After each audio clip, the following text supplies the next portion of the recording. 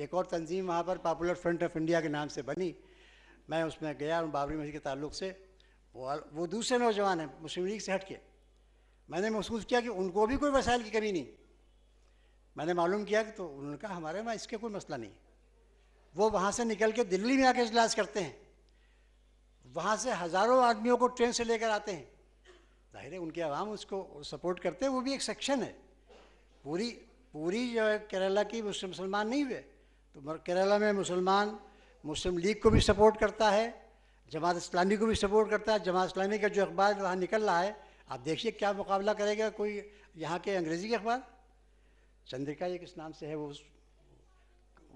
उसमें कई एडिशन उसके निकल रहे हैं। तो वो जाहिर है कि शुरुआत तो उसकी मुसलमानों के ताउन से होती है, मुसलमान ख़रीदता है। वो अखबार बिके कैसे अगर उसमें इतनी ज़्यादा पब्लिसिटी कैसे होगी उसकी, अगर मुसलमान ताउन नहीं करेगा।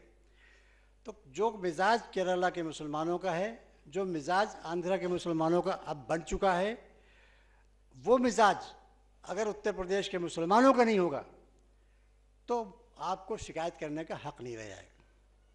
शिकायत करने का हक़ जब ही होगा जब आप भी अपना ताउन करें और क़यादत भी पैदा हो। अब आज ये इलेक्शन मैंने रिसर्च किया, इलेक्शन 2012 का आ रहा है। 2012 के इलेक्शन में बहुत कुछ तय होना है। इसके अलावा एक और तरीक़ा भी रहा है माजी में बेवज़नी को कम करने का। तहरीकात के ज़रिए से जिस जमात को मुसलमानों की ताईद हासिल होती नज़र आती है, हुकूमतें उससे भी डरती हैं और उस वक्त आपकी बेवज़नी अपने आप कम हो जाती है। वहाँ आपकी लेकिन ये मौके रोज़ रोज़ नहीं आते। ये मौके जब आते हैं जब कोई ऐसा बड़ा वाक़या होता है। बाबरी मस्जिद एक्शन कमेटी जब तक तहरीक चलाती रही, मैं पूरी ज़िम्मेदारी से कह सकता हूँ कि ऐसी कोई बात नहीं हुई कि वज़ीर आला या वज़ीर आज़म ने हमारी ना सुनी हो। अगर उन्होंने ऑर्डिनेंस पास किया और हमने कहा हमें ऑर्डिनेंस कबूल नहीं है, तो 2 दिन के अंदर ऑर्डिनेंस वापस हो गया वीपी सिंह का। और तारीख़ में शायद पहला वाक़या हो कि ऑर्डिनेंस प्रोक्लेम हो गया, ऑर्डिनेंस नाफिज हो गया और सिर्फ मुसलमानों के कहने पर कि हम इसको रिजेक्ट करते हैं, वीपी सिंह के दौर में 2 दिन के अंदर ऑर्डिनेंस वापस हो गया। तो ये आपकी बेवज़नी नहीं कहलाई, ये तो आपका वज़न था। लेकिन तहरीक में उस वक्त ताकत थी अवाम की। बाबरी मस्जिद एक्शन कमेटी अफराद जो लीडरान उनकी ताकत पर ही थी, वो हुकूमत समझ रही थी उसके पीछे उम्मा की ताकत, पूरी उम्मत साथ में और थी साथ में। अगर 89 में शिलान्यास के मौके पर हमने फैज़ाबाद से ऐलान किया कि हमें इंतकाम लेना है, तो पूरे हिंदुस्तान के मुसलमानों ने इंतकाम ले लिया। 89 के इलेक्शन में वो हुकूमत जो 435 सीटों पर काबिज थी, वो घट के 150 पर आ गई। तो राजीव गांधी को भी लगा कि हाँ भाई हमसे गलती हुई। यही वजह है कि उसने उसके बाद हमसे बुला के बात की और इतराफ़ किया कि हमसे गलती हुई, हमने पहले बात नहीं की। तो बेवज़नी वहाँ नहीं रही। लेकिन अब कोई ये मौके आते हैं सिर्फ तहरीकात के दौरान, चाहे वो शाहबानों की तहरीक चल रही हो, चाहे वो बाबरी मस्जिद की तहरीक हो, या आज मसलन राइट टू एजुकेशन एक्ट की तहरीक है, वक्फ के बिल की तहरीक है, डायरेक्ट एक्सेस कोड के बिल की तहरीक है। अगर पर्सनल लॉ बोर्ड इस तहरीक को आवाम में ले जाकर और एक तहरीक जैसे उसने फैसला किया खड़ी कर दे, तो पर्सनल लॉ बोर्ड का वज़न होगा और हुकूमत कोई भी हो वो उसकी हर बात सुनने पर तैयार होगी। लेकिन ये कांस्टेंट प्रोसेस नहीं है, ये सियासी वज़न का एक कोई नेमुल बदल नहीं है, ये तो इत्तेफाकी मौक़े होते हैं। सियासी वज़न तो जब ही पैदा होगा जब आपकी सियासी क़ुव्वत होगी, और वो सियासी क़ुव्वत ज़ाहिर है कि दोनों तरफ से कोशिश करने पर होगी। क़यादत जो इसकी अहल हो वो मैदान में आए, और अवाम या ख़वास जो ताउन दे सकते हों वो उस क़यादत को मुकम्मल ताउन दें वसाइल की शक्ल में, तभी वो ताकत बन सकती है। वरना एक तरफ़ा अगर आप चाहें तो कोई भी क़यादत किसी भी मेयार की हो, वो तनहा कोई क़ुव्वत नहीं पैदा कर सकती, क्योंकि सियासी वज़न सियासी क़ुव्वत तो पैदा होती है। टाइम ख़त्म हो गया, बता दीजिएगा। अच्छा, तो सियासी बेवज़नी को ख़त्म करने के तरीक़े दोनों होंगे। वो तरीक़े जो कभी कभी पैदा होते हैं और वो तरीक़े जो मुस्तक़िल, जिस तरीक़े से आंध्र प्रदेश में या केरला में आप नहीं कह सकते कि वहाँ बेवज़न है आप। केरला पहला सूबा है जहाँ पर मुसलमानों का रिजर्वेशन हुआ। आज तक वो रिजर्वेशन कायम है, गालबन 64 वगैरह की बात है, और वो रिजर्वेशन किसी मांगने पर नहीं हुआ है। और मुस्लिम लीग हुकूमत में शामिल हुई और जाहिर है कि मुस्लिम लीग की क़यादत में ये सलाहियत थी वहाँ कि वो ऐसी डिमांड करके अपने को शामिल करा लिया। उन्होंने इकोनॉमिक ग्राउंड पर उनका रिजर्वेशन हो गया। आज हम मुस्तकिल मुतालबा कर रहे हैं। अगर आज भी ये मुतालबा हमारा आवाम तक पहुँच जाए, जिसकी हम कोशिश कर रहे हैं, और 2012 का इलेक्शन इस बुनियाद पर हो जाए कि अगर जिसने रिजर्वेशन नहीं दिया या रिजर्वेशन का वायदा वाज़ेह नहीं किया, जो ताकत में है, जो हुकूमत में है, वो रिजर्वेशन दे, और जो हुकूमत के बाहर है वो उसका वायदा करे। अगर ये मैसेज पहुंच जाए आवाम तक और 2012 के इलेक्शन में इसका असर पड़ जाए तो आप देखिएगा आपकी बेवजनी कितनी जल्दी ख़त्म होती। लेकिन ये टेम्पोरेरी होगी। ये क्योंकि 2014 में फिर इलेक्शन होना है, इसलिए इसकी मुद्दत यही होगी 12 से 14, और फिर 14 में आप कोई पार्टी पावर में आ जाती है काफ़ी बड़ी तादाद के साथ में, तो वो आपको भूल जाएगी। हाँ, अगर आपकी कोई ऐसी जमात या आपके ऐसे अफराद, मुख्तलिफ जमातें मिलकर कोई ऐसी असम्बली में तादाद बना लें कि जो कायम रहे। देखिए, डॉक्टर फरीदी जैसा मुखलिस लीडर कायम रहे। देखिए, डॉक्टर फरीदी जैसा मुखलिस लीडर अपनी ज़िंदगी में और उनके मरने के बाद भी मुस्लिम मजलिस के लोगों पर कम से कम जो 78 तक इलेक्ट होके गए, ऐसा इल्ज़ाम नहीं लगा सकते आप उनमें आप ये कह सकते हैं कि उन्होंने अपनी अहलियत के मुताबिक मिल्लत से रब्त नहीं रखा, लेकिन कहीं पर सौदा कर लिया हो, मेरे इल्म में कम से कम नहीं। तो इसलिए आज के लोगों में भी ये देखना होगा, ऐसे ग्रुप्स हुए हैं, उभरे हैं, जो किसी का एक MLA आ गया, किसी का एक MP हो गया, और उसके बाद जीतने के महीने 2 महीने के बाद ही हुक्मरान जमात से मिल गया, तो वो कोई पायदार सियासत ना हो सकती है मुसलमानों की, ना उससे वज़न बढ़ सकता है। तो इसलिए आपको देखना होगा कि वो क़यादत, उसमें अखलास है कि नहीं है, और उसका टेस्ट तो ज़ाहिर जब ही होता है जब आप एक मरतबा उनको कुछ उनको ताकत मिले, उनको कोई ओहदा मिले, उसके बाद वो कायम रहें, तो वो उसका टेस्ट होता है। उनके अंदर सलाहियत है ये तो पहले अंदाज़ा हो जाएगा, और उनको वसाइल फराहम है कि नहीं। ये चीज़ें, अब मैं ये तो नहीं कहता कि अल्लामा इकबाल का जो शेर है वो किसी तरीके से आज पूरी तरह लागू नहीं है, जो उन्होंने कहा है कि निगाह बुलंद सुखन दिल नवाज जापुर सोज, यही है रख्त सफ़र मीर कारवां के लिए। तो मीर कारवां के ये चीज़ें तो आज भी हैं अपने, लेकिन इसमें इजाफा मैं समझता हूँ आज कम से कम ये चीज़ का तो ज़रूरी हो गया, जो वसाइल, कितना ही बासलाहियत आदमी हो, कितना ही मुखलिस आदमी हो, लेकिन अगर उसके पास वसाइल नहीं है, दफ्तर नहीं है, स्टाफ नहीं है, कंप्यूटर नहीं है, तो फिर वो क़यादत नहीं कर सकता है। इसलिए वो बेचारा निकल ही नहीं पाएगा। उसके पास वसाइल नहीं है तो सफ़र नहीं कर सकता है, उसके पास अच्छी गाड़ी नहीं है तो वो दूसरे आवाम में जाएगा कैसे। तो वसाइल भी ज़रूरी हैं जितनी ये चीज़ें ज़रूरी हैं आज के दौर में। तो बेवज़नी, सियासी बेवज़नी का रोने से कुछ नहीं होगा। जो लोग भी हम हैं, चाहे वो शहर के लोग हों, चाहे वो सूबे के लोग हों, अगर उनके अंदर ये एहसास है कि हाँ सियासी बेवज़नी ख़त्म होना चाहिए, तो उनको ख़ुद भी कुछ करना पड़ेगा। और करने के लिए ज़ाहिर यही हो सकता है कि जो कर रहा हो, देखिए ये भी कहना बेकार है साहब 10 पार्टियाँ हैं, ठीक है 10 पार्टियाँ हैं, मजबूरी है, वो लोग जम नहीं हो रही हैं, मिल नहीं रही हैं, इनमें से आप छांट लीजिए। आपकी नज़र में जो बेहतर पार्टी आपको नज़र आ जाए, इसमें से आप उससे ताउन कर दीजिए। ये बात मैं उस वक्त भी कहता था जब बाबरी मस्जिद की तहरीक में डिवीज़न हो गया, एक राब्ता कमेटी बन गई, एक एक्शन कमेटी रही। मुझसे लोगों ने कहा कि साहब आप लोग अलग अलग हो गए। मैंने कहा भाई मैं गलत हूँ, शहाबुद्दीन साहब का साथ दे दीजिए आप।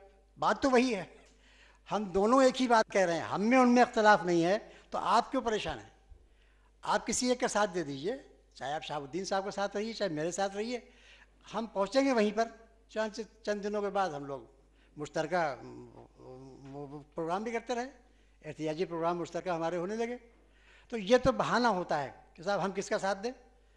आपके इतने जितने भी लोग हों, इनको सबको ख़त्म करना या इनको सबको यकजा करना, ये ना आपके बस का है ना मेरे बस का है। कोशिश बहुत से लोग कर रहे हैं।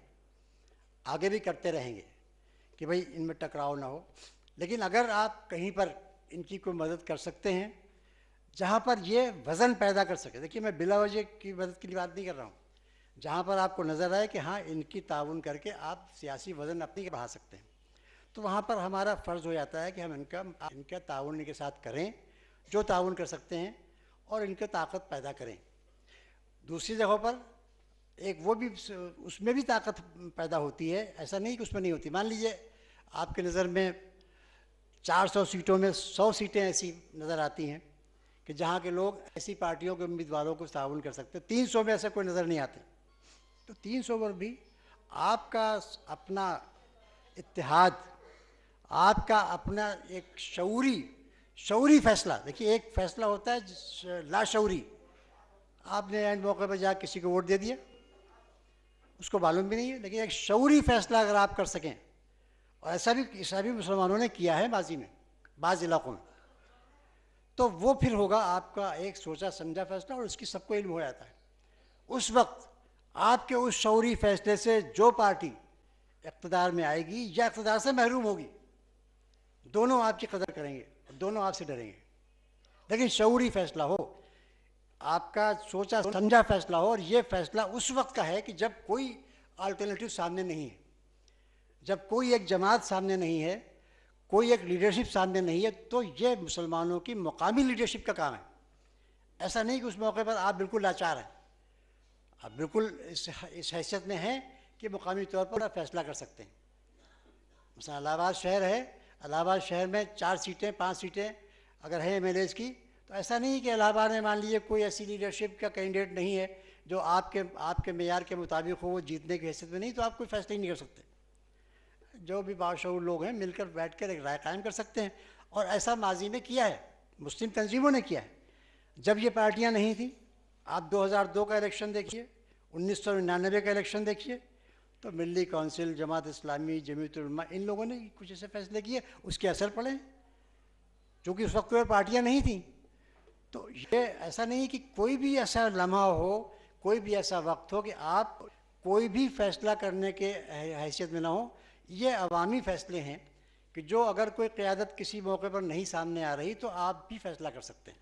अवाम के नुमाइंदे, उसी के अंदर रहने वाले ख़वास ये फ़ैसला कर सकते हैं। तो हम सब मिलकर अगर कोई कदम उठाएंगे तो हम यकीनन अपनी बेवज़नी को कम कर सकेंगे। ख़त्म करने की बात तो आगे की है, लेकिन अगर हम सिर्फ एतराज़ ही करते रहेंगे और हम दूसरों को ही लान तान करते रहेंगे तो यकीनन हमारी बेवज़नी और कम होती जाएगी। तो मैं तो सिर्फ यही अर्ज़ कर सकता हूँ कि देखिए, जो चीज़ें हमारे इख्तियार में हैं, मसलन हमारे इख्तियार में है कि हम दूसरे को, अगर वो उसके बारे में तहक़ीक़ नहीं है तो उस पर बेजा गलत इल्ज़ाम तराशी ना करें। ये इस्लाम का भी उसूल है। इस्लाम ने ज़बरदस्त ममानियत है, उसको गुनाह कबीरा कहा है, बोहतान को। लेकिन मुसलमान बहुत ही आसानी के साथ किसी के बारे में भी कोई बोहतान लगा देता है। इससे पूरी क़यादत मजरूह होती है, चाहे वो सियासी हो, चाहे मजहबी हो, चाहे दीनी हो, चाहे तालीमी हो। इससे हमें गुरेज करना चाहिए। आप ताउन ना कर सकें किसी के साथ, मजबूरी है, लेकिन अगर आप कर सकें तो यकीनन आपको ताउन करना चाहिए उसके साथ जिसको कि आप समझते हैं कि ये ठीक रास्ते पर है, या आगे चलकर इसका फ़ायदा पहुंच सकता है। और कोई ना कोई तो ऐसा होगा ही। ऐसा नहीं है कि पूरे इलेक्शन में कोई उम्मीदवार ही एक हल्के में ऐसा ना हो, मगर हाँ वो ये शऊरी फ़ैसला होना चाहिए। ऐसा नहीं है कि आपने कुछ नहीं जाहिर किया और उसके बाद आप जाके वोट दिया है किसी को, तो जीतने वाला ना आपके बात का एहसानमंद होगा ना हारने वाला। दोनों को एहसास नहीं होगा कि आपने किसको सपोर्ट किया। आपके अंदर ये जुर्रत होना चाहिए। तीसरी बात जो है वो आप कतई किसी भी ज़ात, बरादरी या ताल्लुकात की बुनियाद पर अगर वोट देंगे तो ये मिल्लत के साथ धोखा होगा। आपकी चॉइस कुछ हो सकती है, आपके ताल्लुकात हो सकते हैं, लेकिन ये वो अमानत है कि जो आपको निभाना है मिल्लत के मफाद में। एक शख्स को आप 5 साल के लिए इलेक्ट करने जा रहे हैं जो आपकी किस्मत का फ़ैसला करेगा। अगर वो आपका अपना आदमी समझा हुआ नहीं है तो फिर कम से कम ऐसा होना चाहिए कि जिसको आप सबसे बेहतर समझते हो। तो उसके लिए आपको यकीनन थोड़ा सा अपने शऊरी फ़ैसला करना होगा। तो ये वो चीज़ें हैं कि जो जिसमें आम आदमी की जिम्मेदारियाँ हैं। और जो लीडरशिप की बात है, मैंने अर्ज़ किया, लीडरशिप यकीनन ये ज़रूरत है, इससे कोई इनकार नहीं कर सकता। सियासी बेवज़नी को कम करने के लिए सियासी पार्टियों में शमूलियत या सियासी पार्टियों का क़याम या मुसलमानों की क़यादत वाली सियासी पार्टियों का ताउन, ये सब ज़रूरत में आती है। अब ये तो फ़ैसला ज़रूरत के मुताबिक जैसा जो कर सकेगा वो उसको करेगा, उसके बाद ही हम अपनी बेवज़नी को ख़त्म कर सकेंगे। लेकिन इसमें सिर्फ तन्हा कोई एक मुसलमानों का तबका, कोई एक हलका या कोई एक ग्रोह, ना उसको आप मोर्द इल्ज़ाम ठहरा सकते हैं, ना उसको आप तन्हा ज़िम्मेदारी उस पर डाल सकते हैं। ये ज़िम्मेदारी मुश्तरका कबूल करना होगी।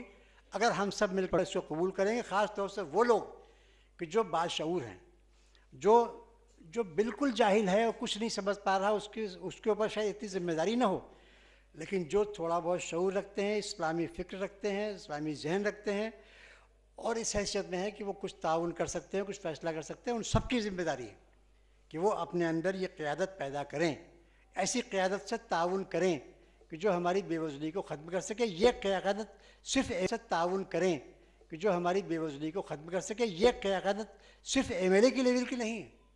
देखिए, आज की जमहूरियत सिर्फ पार्लियामेंट और असम्बली की नहीं है। आज की जमहूरियत तो गांव से शुरू होती है। आज की सियासी क़ुव्वत तो गांव से शुरू होती है। गांव के प्रधान से लेकर और पार्लियामेंट के मेंबर तक ये पूरी चेन है जो आपको जमहूरियत में ताकत और वज़न पैदा करती है। आज के BDC और आज के ज़िला पंचायत के मेंबरान और ज़िला पंचायत के चेयरमैन की मामूली हैसियत नहीं है। तो हर जगह पर जमहूरी मुल्क में जितनी भी जमहूरी कदरें, जितने भी जमहूरी ओहदे, उन सब में शिरकत और उन सब में अपना ताउन और अपने शऊरी फ़ैसलों को के कामयाबी हासिल करने की कोशिश, ये हमारी ज़िम्मेदारी बनती है। इससे ज़्यादा मैं समझता हूँ कुछ कहना मुनासिब नहीं होगा, क्योंकि किसी एक को न मैं मोर्द इल्ज़ाम ठहरा सकता हूँ, न किसी एक की चॉइस बता सकता हूँ। ये एक इनफरादी फ़ैसला होगा। लेकिन हाँ, मैंने आपको एक उसूली बात कही है आपसे कि ये ज़रूर देखना होगा आपको कि इस शख्स में इखलास नज़र आ रहा है कि नहीं। और इसकी पहचान एक और हो सकती है कि देखिए, मुस्लिम तंजीमें या वो अफराद जो क़यादत कर रहे हैं, अगर वो मुस्लिम मसाइल से माजी में जुड़े रहे हैं, मुस्लिम मसाइल पर उम्मत के साथ में दूसरी क़यादत, उलमा की क़यादत हो या तंजीमों की क़यादत हो, उनके साथ में मुश्तरक बातें कहते रहे हैं, तो आप ये अंदाज़ा लगा सकते हैं कि ये शख्स आपके मसाइल में मुखलिस हो सकता है।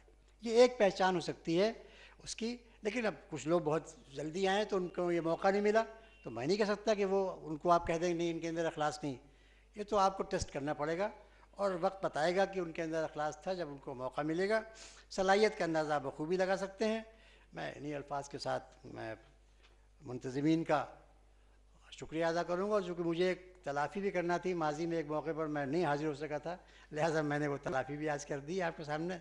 मैं हाज़िर हो गया हूँ और उम्मीद है कि मैंने फिर से, जैसे मैंने पहले कहा था, मैंने किसी भी फ़र्द को, किसी तंजीम को, कोई इसमें ना मैंने हदफ बनाना मकसद था, ना अगर कोई बात निकल गई हो तो अगर उन तक पहुँचे तो मैं उनसे माज़रत करूँगा।